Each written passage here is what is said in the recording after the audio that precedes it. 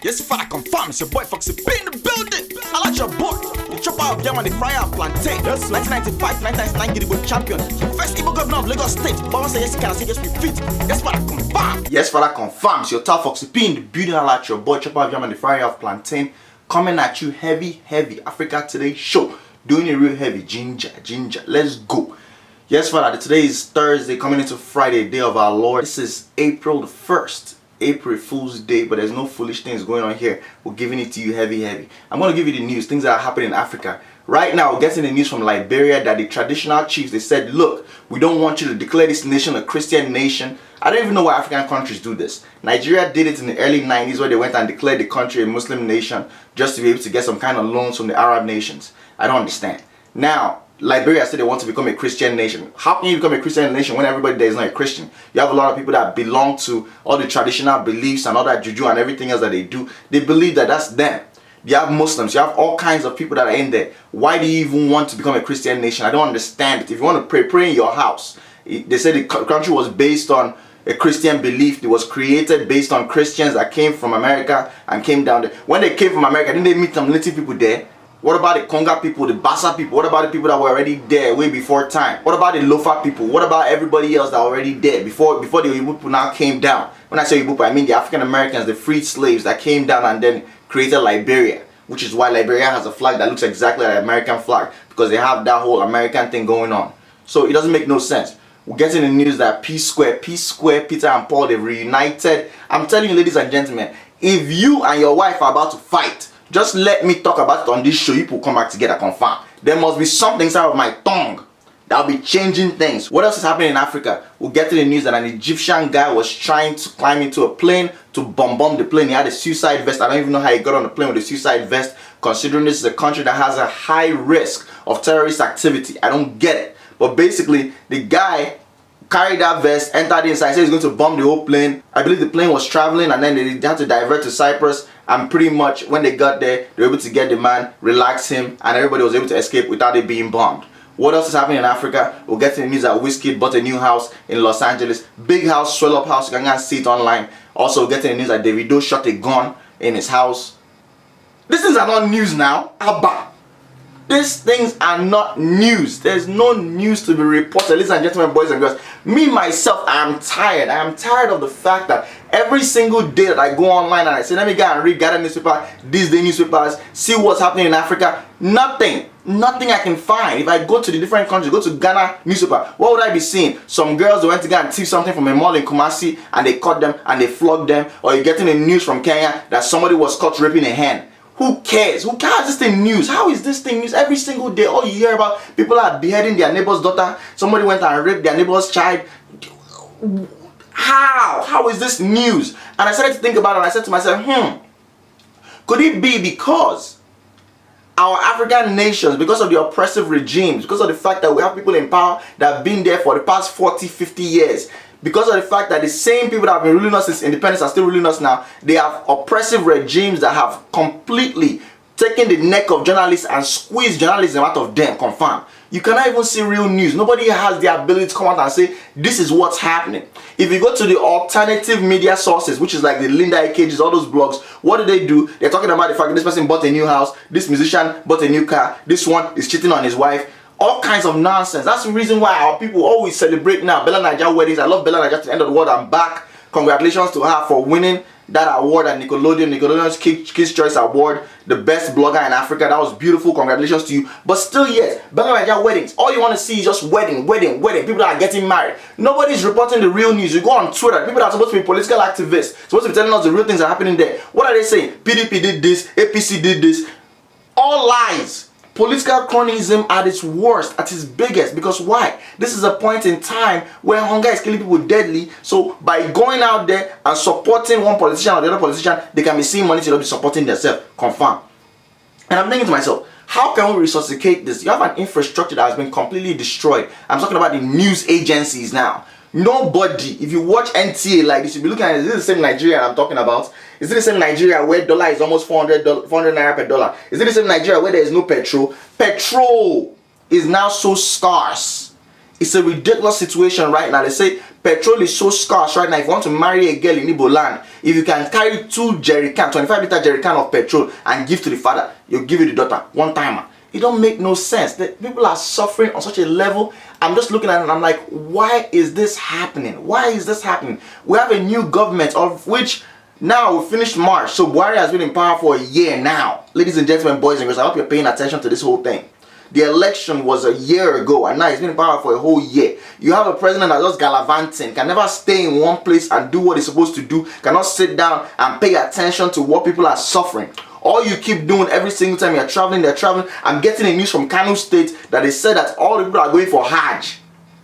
They have to come and do their medical screening or else they won't be able to go. And I'm wondering to myself, you have a state, number one, that's bankrupt, that has no money.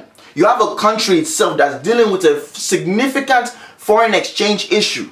And you're still not only subsidizing, you're still making sure that thousands and millions of people are able to go on pilgrimage to Hajj. Why? It doesn't make any sense. You have not built any new schools. You've not built any new hospitals. The roads are in shambles. And the number one thing you're trying to do is to make sure some people can make it to Hajj as Muslims. It don't make sense. Some people want to go on pilgrimage to Israel. It does not make any sense. Why is the government paying for this? Even if you wanted to pay for this, you should pay for it during the time of largesse. You should pay for it during the time when people are enjoying. You should not do it when people are suffering. It does not make any sense whatsoever. Why should Nigeria consistently be one of the biggest countries that be sending people for Hajj? Why? This is something that is so expensive. It costs every single person that goes between 1 to 5 million naira to go. Just flight. And the little hotel and everything, and accommodation that they give them. And then you have them now pay maybe like 30,000 or 40,000 naira. You're heavily subsidized. It's almost like you're going for free. And the people that are going, it's not 1, it's not 2, it's not 3. It's a significant amount of people. Thousands, hundreds of thousands of people every single year Nigeria sent. Why do we consistently do this? It does not make any sense. There's no how you can look at it and be like, alright, I see it. People say that, oh, it's because of the politics. Because these are the people that supported the governor to enter or the president to enter. So when it's now time, you now have to now go and collect names from every local government. They give you 2,000 people. You count. You send people for Hajj. Why are we still doing Hajj? It doesn't make any sense. And now, let me tell you, the reason why I'm dressed like this was because I just got off of work. And I was telling myself, I said, I have to record Africa Today's show. But I know myself, by the time I take a shower, freshen up, look nice, wear a nice shirt, wear my bow tie, put my ring on and my watch and everything else, it's going to be almost like 1 in the morning. Tomorrow I'm supposed to be in Detroit for a show at University of Michigan. And I was thinking to myself, I said, by the time I do all these things and then I still have to pack and everything else, I won't have the energy to be able to do this show. So there's no reason. Plus my soul is kind of heavy right now. My soul is kind of heavy, ladies and gentlemen, boys and girls. If you follow me on Twitter, the Fox himself, you know that some things have been happening in my own personal life recently. About 2 weeks ago, my younger brother, my junior brother, the one in between myself and Henna. Henna is the one who manages me. That's my big brother. You probably see him on Instagram, on Twitter. I'm always talking about him. But my middle brother got shot in the face in Lagos, Nigeria. Shot in the face during an armed robbery. What was he doing? He was queuing in a fuel station. You know, some people were following him. As soon as he pulled into the fuel station, sitting down there, that's how they just rushed his car, sprayed bullets, they shot him in the face. Fortunately for him, he didn't die. As if that one will not be enough, I'm getting the news this past weekend and my parents got robbed. Not only did they get robbed, they pretty much were driving in a car. This was not even like middle of the night. This around like 9. They're coming back from my one's restaurant in Lagos. Coming back from there, they're on the bridge. If you know a cool bridge very well, they're on the bridge coming down before you come down to Alaka, before you now hit Stadium, where one car now cut them off. The armed robbers now came into my parents' car, now took them on a ride. They put my parents in the back seat with everybody else, and they now started driving around and cutting up other cars. They did that thing from Lagos, from Eko right there, all the way down to Ikeja, different parts of Lagos. Went to Ilupeju, cutting off cars, going to the car, take people's phones, take people's watches, take different things. Sometimes they can take that person's car along as well. And they now ended up being like a convoy of like 5 cars that were just like robbing people. And I'm thinking to myself, when they gave me this news, of which, thank God, at the end of the day, you know, the police, somebody was able to call the police. Police now came and shut out my parent, the car tires, and shut out the engine. So pretty much, we thank God that the armed robbers inside the car, they didn't return fire because they had guns. Because if they had done that, police would have been an exchange of fire and my parents would be dead right now. And I won't be here talking to you guys because it won't make any sense. But the thing I was thinking about when they told me this, I said to myself, okay, fine. My brother got shot in the face 2 weeks ago. My parents got robbed this past weekend. You know, growing up, I always had friends who armed robbers come to their house. It's not a new thing. It happens very, very regularly. But I never experienced it. My parents had gotten robbed before I was born. But I've never really experienced it. It never really happened to me. And I used to just say, if you believe in the laws of probability, it's just a matter of time. They say 1 out of 20 people get robbed every weekend in Lagos. It's just a matter of time that our own time will now reach. But for it to happen so close together, when my brother gets robbed and shot in the face right there in Isolo, close to our house, it's not even like 2-minute walk from my house in Isolo. Then my parents get robbed in Surulere. I was not thinking to myself, I said, okay, this means that there's an increase in the number of armed robberies that are happening in Nigeria. It doesn't make any sense. From probability, it doesn't make any sense. The same family, the same thing will happen to them in the space of 2 weeks. So if there's an increase, is it that we now have more armed robbers? Yes, we do. Why do we have more armed robbers? Ladies and gentlemen, I'll break it down to you. When you have a situation where young people do not have jobs, young people cannot go to school, young people cannot do things to further themselves, every man would figure out a way for himself to eat. He will figure out a way for himself to eat, for himself to feed his family, and to take care of himself. So when you have no other option, to be an armed robber is not an easy thing. Go watch on YouTube, go see the confessions of Nigerian armed robbers. They know for a fact that when it comes to armed robbery, Nigeria is not like America here, where if you carry a gun and shoot somebody, when police now come, they'll say, put your gun down. You put your gun down, they handcuff you, you go to jail, they can sentence you to 20 years, or they can sentence you to life imprisonment, you'll be lifting weight. All you have to worry about is just to not drop the soap. That's the only thing you have to worry about. You're eating good, you're lifting weight, you live a relatively comfortable life. Nigeria is not like that. If they catch you as an armed robber, number one, we still have the death penalty by firing squad. Number two, you're going to be awaiting trial in Kirikiri for over 20 years. Number three, they don't even carry you to station anymore. If police catch you, like, they'll spray you. Carry your dead body, put out the remaining gun, and put them right beside you. So it's a huge risk. It's not something that somebody would just say they would just want to do. My brother told me, he said the boys that robbed him, he looked at them, these are young boys. These are young boys that will probably be hanging out with, drinking beer with, and just doing things within in the area. The people that robbed my parents, my mom told me, she was like, yo, they're around your age. These guys have to be in their 20s. Young boys, and from the way they're talking, you can tell that they're educated. So when I heard all this, I was like, damn. So what we've done pretty much is that we've sacrificed our young people. We've told them that you have no future. We've told them that you have to do everything for yourself, of which Nigeria is a country where you have to do everything by yourself right now. When it comes to school, you have more private schools, right from the kindergarten all the way up to university. You have more private than public. So you have to take care of your education. You still have to get your own lesson teacher. Then your electricity, of which we are getting the news now that our generation of electricity has fallen below 2,500 megawatts, which is ridiculous. Which is ridiculous because ordinary Baltimore, where I live in here, that has maybe like 300,000 people or 400,000 people here, generates into like the tens of thousands of megawatts compared to a country that has over 160 million people. So you yourself have to buy your own petrol for your generator. So you're providing your own personal electricity. Now, you don't want to talk about security. Everybody has gates, man. Number one, you're building a house. One of the cultural shocks I got coming to America is the fact that people are living in houses where there is no fence.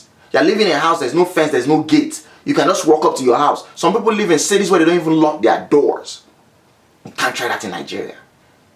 So you have to fence your house. You now have to put barbed wire on top, of which you don't have money for barbed wire. You tell the people that the bricklayer that are building your house that they should put cement on top. And then they now break bottle and chook the bottle inside, of which that bottle that chicken inside is just nonsense. I've seen where people are coming getting robbed, where all they do is just use one big plank.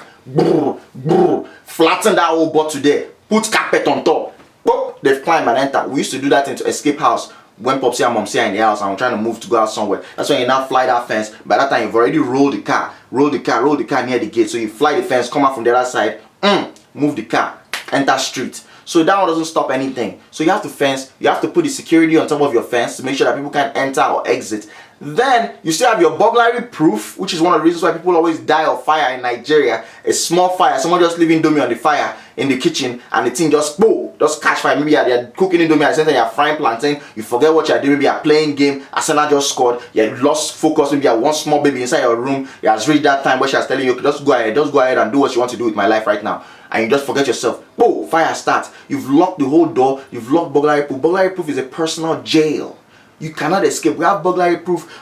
When I say burglary proof, I don't know. A lot of people watch this thing from Italy, from places where you may not understand some of the terminology I use, so I'll help you and break it down.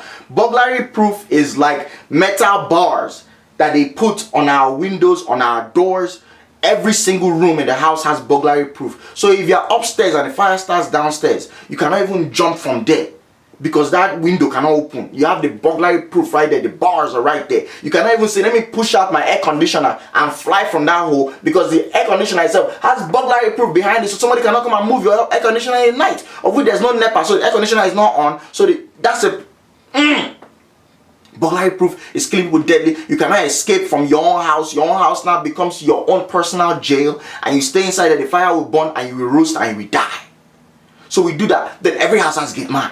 A gate man is a security guard. He can be an old baba that all he does is open gate, lock the gate, but at night he padlock the gate, make sure nobody can enter. If thief come, he padlock it and hide. Or you can have those expert security, can get one of those Fulani guys with bow and arrow, pia pia. They can be firing all that bow and arrow, of which I had one of our mega Babangida back in the day that had 3 arrows. And I used to tell him, Babangida, you sure say only 3 thieves I go come this house? He said, I don't know, but the first one will collect the arrow. I'm like, man, nigga.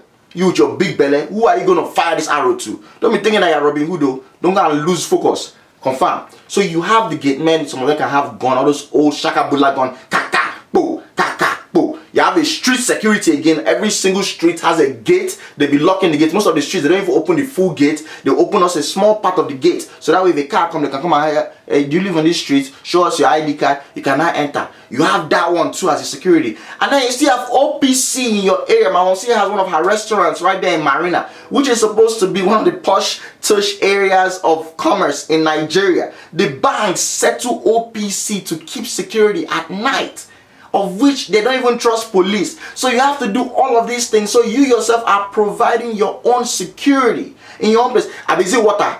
When was the last time you saw tap water in Nigeria? Tap water from Waterworks. I don't even feel that Waterworks works anymore. Why? I will tell you why. Number one, because water itself is not expensive. Purification of water is not even that expensive. Lagos, Nigeria, we're very, very fortunate. Once you start digging, it's a swampy area. Once you start digging, before you go even that far, boom, you go hit water. That's why it's so cheap to dig well or borehole in Lagos compared to in the east or in the northern part of Nigeria, where you have to dig a lot deeper through the rock and everything else. You don't have rocky soil. You just have the loamy soil, the sandy soil, and then you just boom, hit through the clay, and then boom, you hit the water layer, and you can get fresh water from there. So you yourself are digging your own well, you're digging your own borehole. Waterworks, why they don't run anymore? Water is not expensive. You need electricity to be able to pump that water and push it through the pipes. If there is no NEPA, are you telling me that Waterworks will not fire a generator? How much are you paying for your water bill?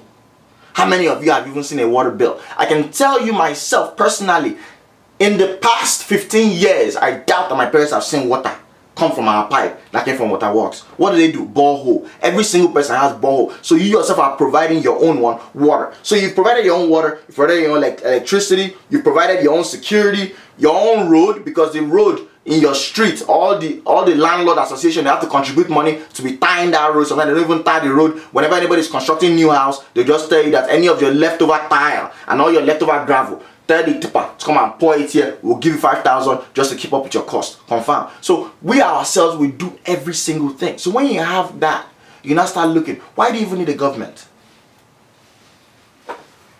Because the government has failed the young people. And you have a country that is significantly young. When I say young, I mean that over 60% of Nigerians are less than 40 years old. Which is one of the reasons why Nigeria is one of the countries where youth, America, yeah, when they say youth, if you see a t-shirt that the size is youth, that means that it's for people that are less than 14 years old. Nigeria, you see someone that's 50 something that's claiming that he's the head of PDP Youth Association. Confirm. So youths themselves have no opportunities. There's no jobs. There's nothing for them to do. Any kind of thing they want to do. That's why you see so many people now, makeup artists. You see so many people now, DJ. You see so many people trying to sing. Whether they will sing reggae. The same person will sing reggae. The same person will sing raga. The same person will rap. The same person will do R&B. Same person will come and do gospel. They will sing Igbo, sing Yoruba again. Come on now. It's the hustle. Everybody keeps hustling. That's why I say Nigeria, we have the hustle mentality. It's not by choice. It's just by necessity. So now when you've completely blocked all the ways for the young people to make it. Look at universities. You stay in university 6 years, 7 years, 8 years, 9 years, 10 years. You still haven't graduated. The private schools are absolutely ridiculous. First of all, based on how expensive they are. I was paying my junior brother's school fees, and I know he started his school. 250,000 was what I was paying per year. All of a sudden now, it now went up to 600,000. Who else can go to that school? That's almost ₦1 million. Who can go to that school? You have to be ridiculously rich. Of which, if you're that rich, you might as well just go to America. But my mom just didn't want him to come to America. So think about that now.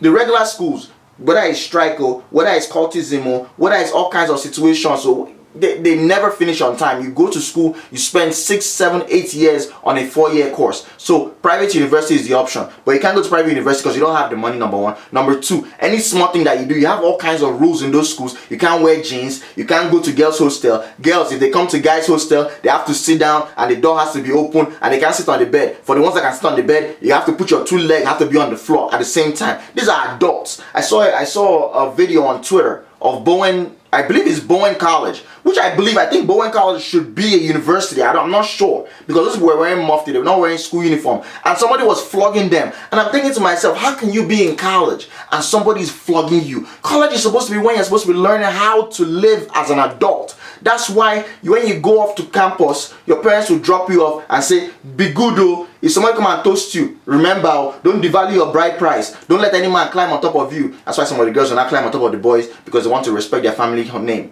Confirm. This thing is crazy. How can you be flogging people that are in college? So if you flog them now, tomorrow night, if Mopo flog them, they'll be like, well, I shouldn't have crossed that main road. That's why I was flogged. I should have taken that flyover, the pedestrian bridge. That's why I was flogged. So we have completely made a situation where people cannot finish school on time. You have polytechnics where you can go for your OND and HND. When they finish from that school, if people that went to a 4-year college with a degree cannot get jobs, is it those ones that can get jobs? Then you now look at which jobs are available. Our civil service, Nigeria is one of the countries, so you can still see all the things I'm telling you now. Ladies and gentlemen, boys and girls, add everything together. The military, you have a compulsory retirement age. The civil service is a compulsory retirement age. Once you reach, whether it's 65 or 70, you must retire.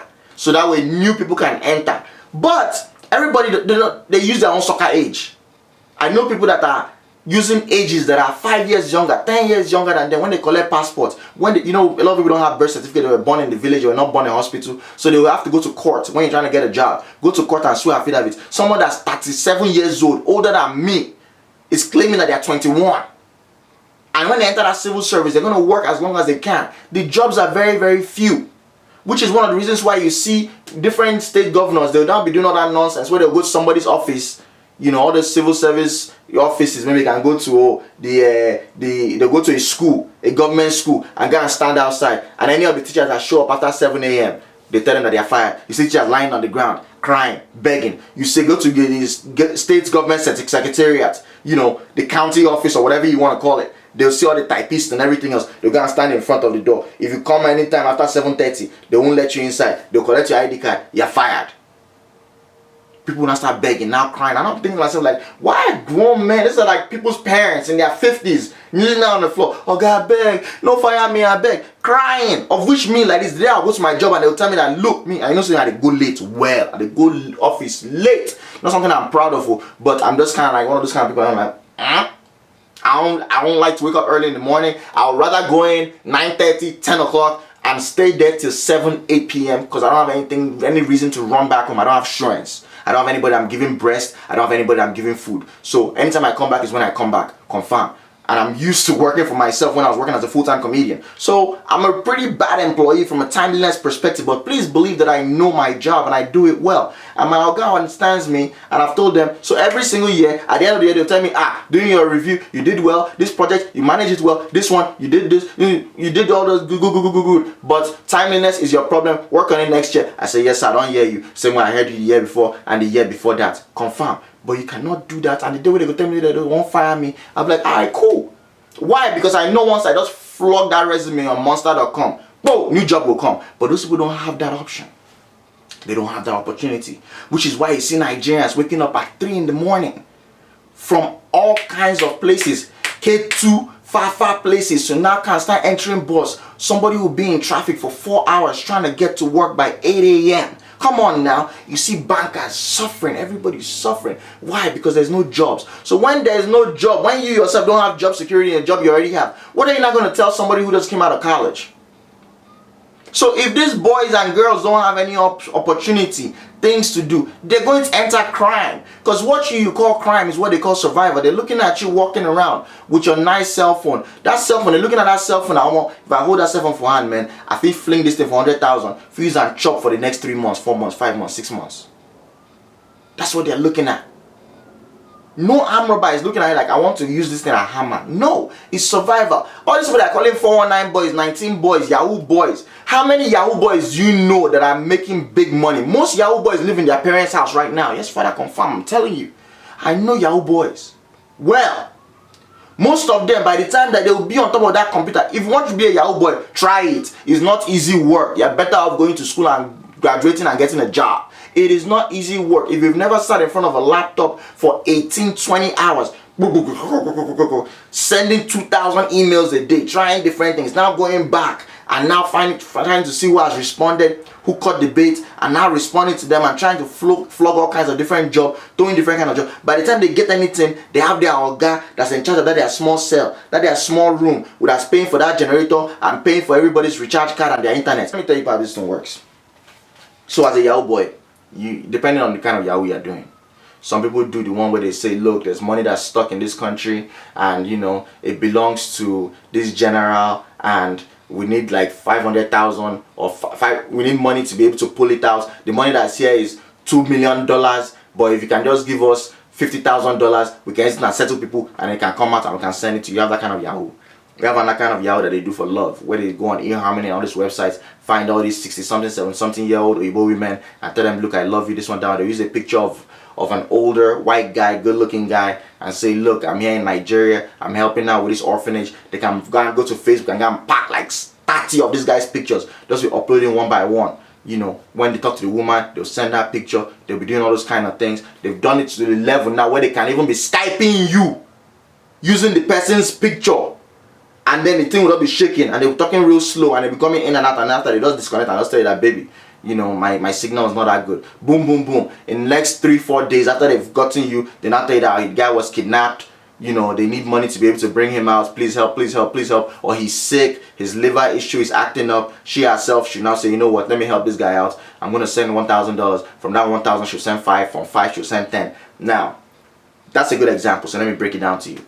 That 1,000, 5,000, 10,000 that she's sending, you think she's sending into the bank account of that small 17-year-old Yahoo boy that's inside one small hotel room that is paying 7,000 a night in Ikeja?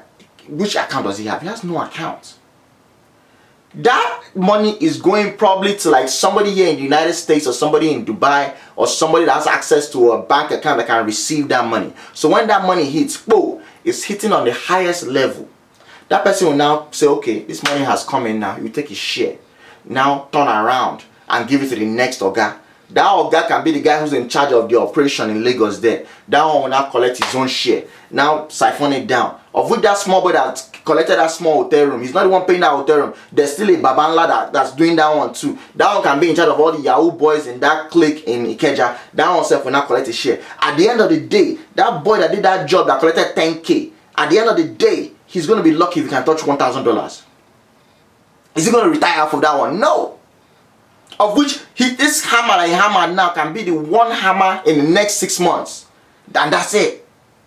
So it's one of those situations where that's not even an escape.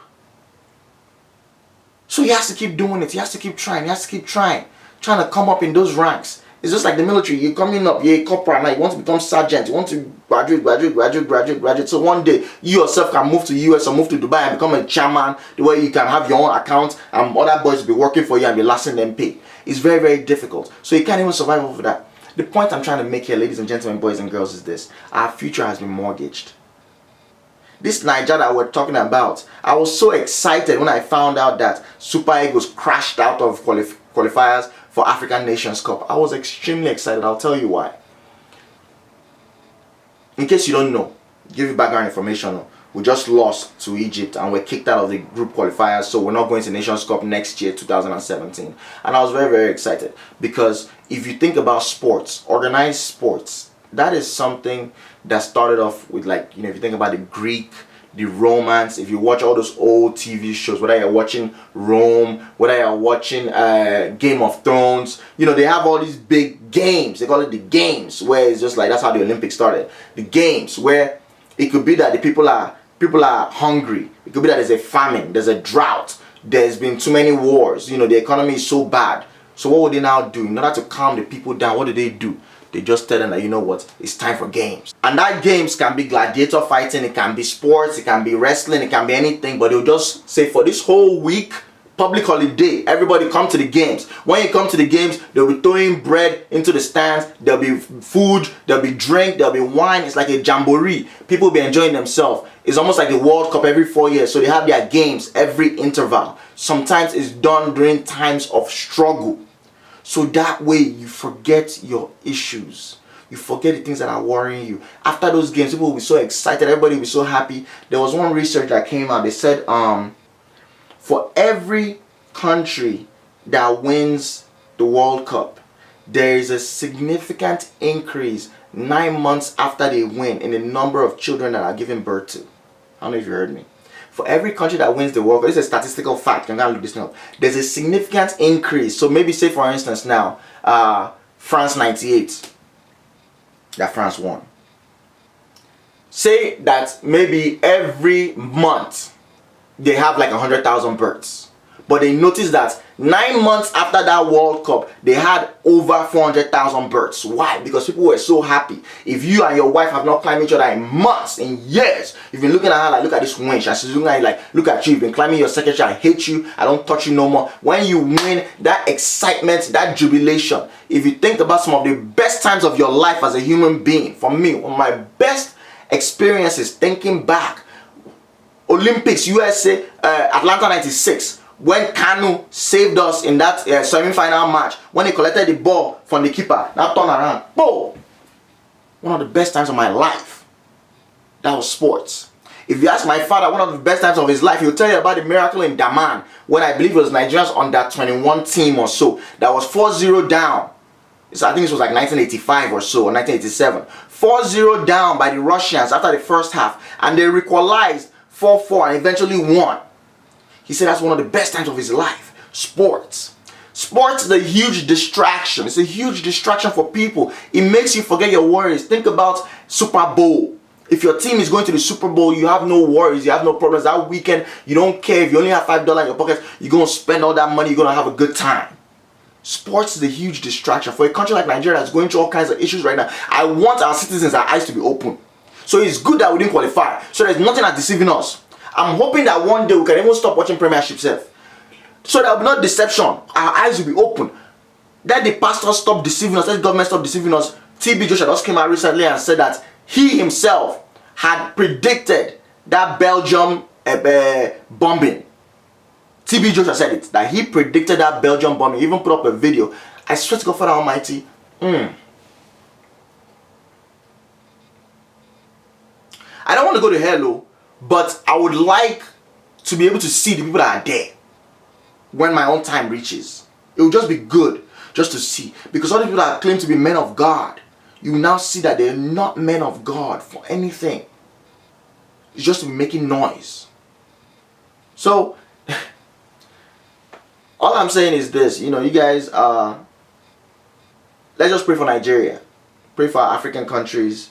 What's happening right now is just as a result of unemployment. Significant unemployment. I've told you many times. If you ask Nigerian government, they'll tell you that unemployment is at 13%, 20%, whatever. I believe that unemployment is at least 50 to 80%. And how do I know that? I use my own population, people that I know, my own sample size, my family members, people who are aged between 21 and 40, who are of age where they can be working, and I ask myself, what is this person doing with their life? What is Obinna doing? What is Kelechi doing? What is this my Shagun boy?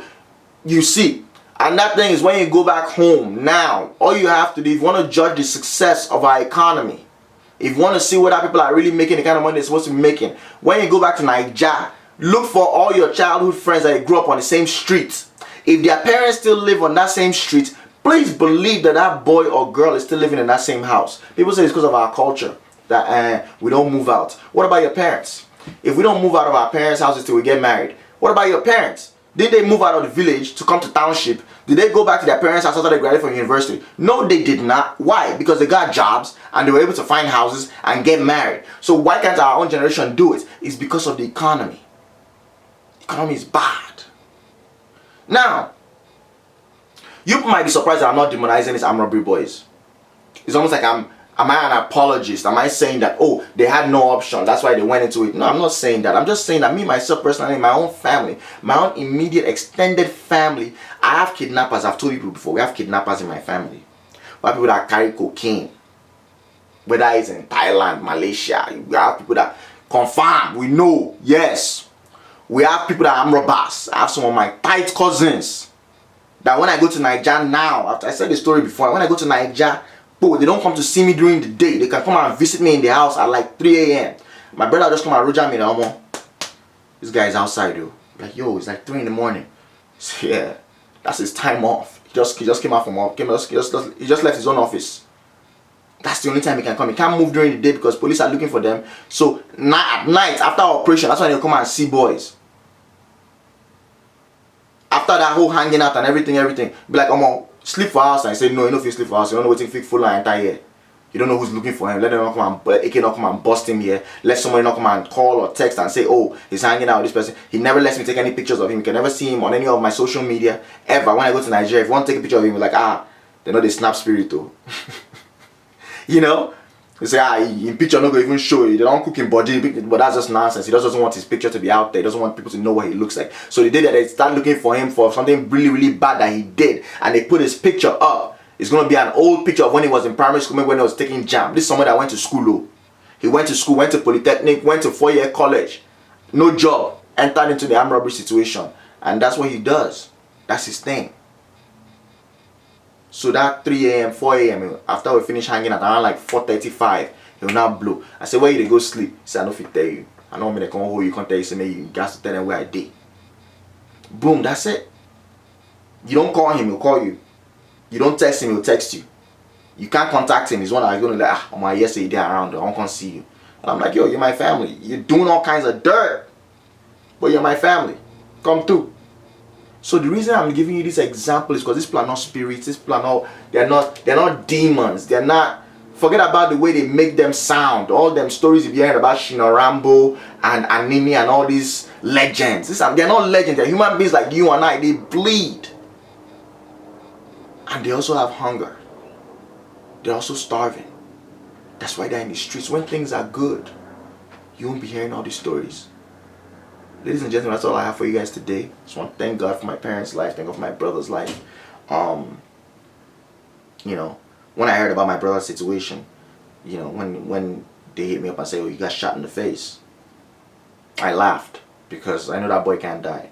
I was like, he can't. I mean, he was born 3 months premature. He didn't leave the hospital for at least 3 months old. You know something is wrong when your mother gives birth to a baby and the hospital, I used to call the hospital Junior's house. They didn't even give him a name till 3 months after he was born, because nobody knew whether he would live or die. This is someone that at the age of 1.5, he had polio, of which polio was killing people dead. I'm talking about like this is like late 80s. Oh, polio was killing people anyhow in Nigeria, but he still didn't die off of that one. He still survived that one. This boy has been through all kinds of things when he lived here in the United States, when he moved back to Nigeria, all kinds of situations, and he did not die. So when I heard that situation, I'm like, he's not gonna die. When I heard about my parents' son, I was just like, okay. I noticed that you're not calling me to tell me that my parents were shot. You're calling to tell me that they were robbed. So clearly they didn't die.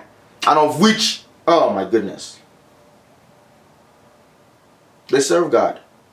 My mother has dedicated her entire life to God.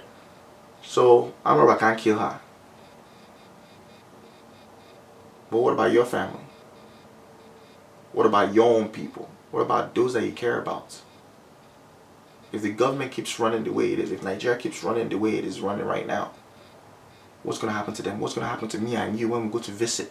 Knowing fully well that we're huge targets. Huge targets. Anybody that can kidnap us now, what I think, that's a bit. You may think that when you go to Nigeria speaking pidgin, they understand, they know once you just come out, that is whether it's your skin that's just fresh, where mosquito has not bitten you in years. They already know what's going to happen to you. What's going to happen to our economy when people are like, look, I don't even feel safe to go to Nigeria. Just to be able to go to Nigeria to just go and do business, I have to pay this amount of money for security. Private security will be following me around from point A to point B. Let us pray for our country, ladies and gentlemen, boys and girls. That's all we can do. Appreciate you not die. Follow me on Instagram, The Fox Himself. Follow me on Twitter, The Fox Himself. Subscribe to this channel, Africa Today Show. I give it to you guys real. And I do it for free. All you can do for me is just tell your friends, share this video on Facebook, on YouTube, put a link out there, let people know what we're doing out here. It's a beautiful thing. I thank God for you guys. Thank God for your support. Snapchat, Comedian Foxy P. A lot of people hit me up personally. That's the easiest way. If you want to talk to me, just once you hit me on Snapchat, I respond back. I follow every single person back on Snapchat. Or you don't even have to even tell me that you're on Africa Today Show viewer or whatever. Just hit me. Boom. Got me talking and me chit-chatting. Appreciate you not dying, man. That's why we talk whenever we end this show. Anything when you die in a vulture, and when in doubt, suck that breast. When in doubt, suck that breast. Ginger, ginger, ginger.